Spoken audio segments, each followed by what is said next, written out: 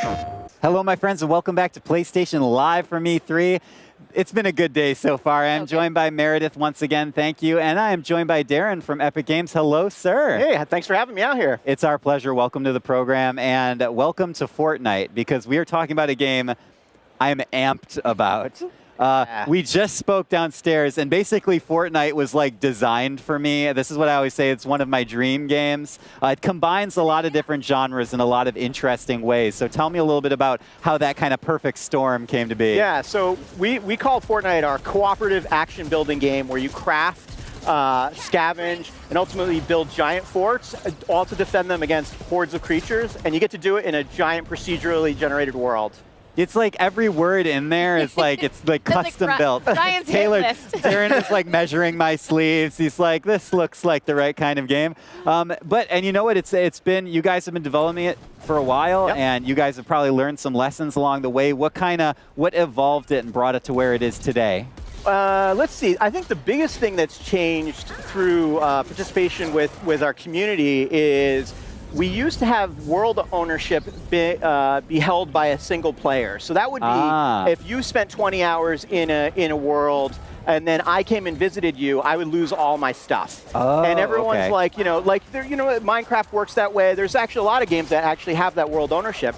But man, every time we're like, we want to make co-op, and so like it was kind of a little bit rough when you would join stuff and you lose all your equipment, all the stuff that you had earned. So we went back to the drawing board a little bit, and now the world's like, we host all the worlds, so therefore you can bring your stuff to any person's game. And I would say that's a big transformation from the old days of one of the things we learned is like, people don't like losing stuff. They want to bring their stuff everywhere. I know it sounds obvious. People don't like losing it sounds stuff. obvious, but initially that wasn't how the game worked. That's what game design is all about, though, man, right? It's like finding what works and what doesn't. Yeah. And you guys have this amazing loot system, which I want to talk about. I want to talk about the fort building. But really, at the core, it's about repelling these huge waves of monsters, right? Yep. Can you tell people a little bit about how that's designed, like what the moment-to-moment is like for action? Yeah, so the moment-to-moment, you start by gathering all your materials. You've got to get crafting ingredients to build your guns, get your ammunition ready, and then have enough resources to build your forts. And we have a huge array of different mission types, everything from rescuing people, which focuses more about like exploration, or we have build missions where it focuses around actually building, makes sense, right? And then we have missions like our Fight the Storm, which is an amalgam of all of those, where you've got to gather resources, build a base, and then you throw a switch, and that summons the storm, and that's where all the creatures come from. And those creatures try to come and destroy it, and the players have to hold the line. And the creatures are crazy. There's artillery, propane tank huts. They carry little propane tanks, and they try to get close to your base. You've got to destroy them beforehand. So yeah, and it's like, and so we dump all these tools in the hands of the player. We let them play the way they want and basically solve the mission. So unlike in previous versions, this is a little less defensive, and you're actually now going a little more offensive. We over time have actually grown that. We started from that core fortress defense, but people like to hey, I want to clear out this monster encampment. So there are people who just like to shoot things. We incorporated mission stuff to that. Go figure. Talk a little bit about the monster design, because they have a very unique look. Yeah. Yeah, we went through a couple of iterations of that, and we started out with a very grim and gritty concept many years back, and it was like they were awesome and amazing, at least to my eye. But some of the artists were like, no, we really want to push ourselves out of this box and do stylization, and then that's where this came to be. And the creature design now is a bit more fun, vibrant. They're still a little grim. I won't say why. Sometimes people don't know why they're a little grim. But the flip side is that they also are fun, and they're sort of a little cartoony at times, and that's cool. And on the flip side, that stylization and that color goes into the characters and the heroes as well, which is a huge part of Fortnite that I have to hear you talk about, because it also is right up my alley. Yeah. So the hero development was super cool. Like we evolved out of a little bit of like our current day survivors, the people that you rescue, sort of represent the inhabitants of Fortnite. And once upon a time, you could play as those guys, but we're like, we really wanted to make our guys feel a little bit more super heroic. We got our classes into the game. We've got 4 classes. We've got the ninja, which has double jumping, and our constructor, which allows us to amplify building. It allows you to they basically reflect damage or auto repair walls, or the Outlander allows you to see treasure through walls while they're exploring. Cool. Or the That's Commando right. And if you like to explore, that's your class. and then our soldier, which is sort of the run and gun class for the people that like to shoot things, throw grenades. But all those things, once we had those concepts, we were like, well, we want these guys to be bigger, tougher, and they feel like they are special and unique. So that's where this new iteration of the hero designs and where you see our new art. Can the monsters actually attack your forts and destroy them? And is there a way for you to rebuild certain parts, or do you have to start all over again? So that's a great question. So we've got basically two different aspects of the game. We have our mission areas where you join up with other players and you go and execute a mission. Those missions are like you just get a session together, you go into that procedurally generated world, and you save people or shoot a giant laser into the storm and dispel it. Or you go back to your home base, and that's your area where you can persistently build, and you can bring resources back and grow that fortress over time. And the bigger the area that you hold with that fortress, the more the map unlocks. So we have a best of both worlds where it's like, yeah, this is the area where and then you can invite your friends in to play that too. But that's where you can go and nest.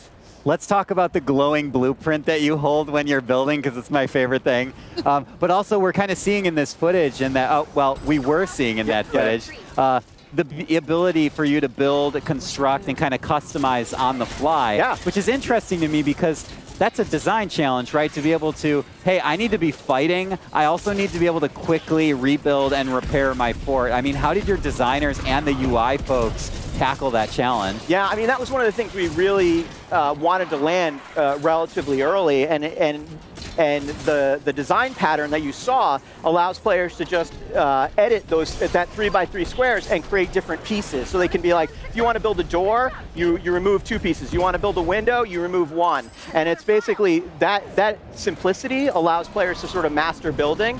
And then the same thing is true when you want to repair a hole in your fort. It's easy to hold a pattern, just stamp it down, and you can make things quite quickly in the world. And it was one of the things we asked about early on. We wanted like building to look good, and so and one of the ways you do that is like you make it easy for people to do that. Can you do that when you're laying traps and building your little mazes to stop people from getting into your fort? Yeah, I mean that's what you generally, when you look at our advanced players, they'll roll out and they'll lay down all the flooring, and then they'll switch, and then they'll lay down all the little fences so they can shoot over them, and then one of the teammates will come in and then they'll lay down the floor traps. And with a huge variety of traps, everything from like spike traps that you'd expect, electrical traps, but we also have push traps that can fling creatures up. Or, and our expert players, they'll be able to fling creatures into the air and then hit them with another trap and then knock them off cliffs. So we allow the players, again, the tools are up to them to what they do, and the procedural worlds let them play around with that. That's so fun. Before we let you go, I have to ask about loot. I mean, tell me about that sweet, sweet loot, because you guys really emphasized that in the big trailer that came out recently. I got to know. Yeah, so we have a loot system. It's pretty deep. It's RPG. It's for those people that are like the Diablo style of rarity, from common to legendary. That's the kind we have, and you are able to earn schematics. And those schematics are the plans that you are able to build in the world. And so you can level them up, and they have different rarity, and then basically you carry those with you throughout the game. And one of the cool things, at least we think so, for co-op, allows you to craft those guns, and then you can give them to other players. So if you have a huge library of schematics and your buddy is over there and he's like, I'm just starting, it's like, it's okay. You can give them a cool gun and they can run around and shoot it. We wanted to incorporate that level of cooperative into the game. Everything that I want. And I think you guys made some announcements today about a couple little PlayStation goodies. Maybe you could, if you don't mind going into it. Oh yeah, that's right. For PlayStation, we are doing a set of heroes that are all sort of dressed in their PlayStation blues. So you can see them. They look pretty cool. They sort of let you rep your PlayStation heroes, basically. They're pretty awesome looking. All right, awesome. Sweet. Well, you know what else I think is awesome? You and this game. So I really appreciate you coming on and telling us about it. Meredith, thank you so much for joining me again. My pleasure. And ladies and gentlemen, that was Fortnite, and we will actually have a little more detail about what Darren was referring to on PlayStation Blog. So go to PlayStation.blog to check it out later tonight. And we have more coming to you tonight from PlayStation Live from E3. Do not go anywhere. Stay with us. PlayStation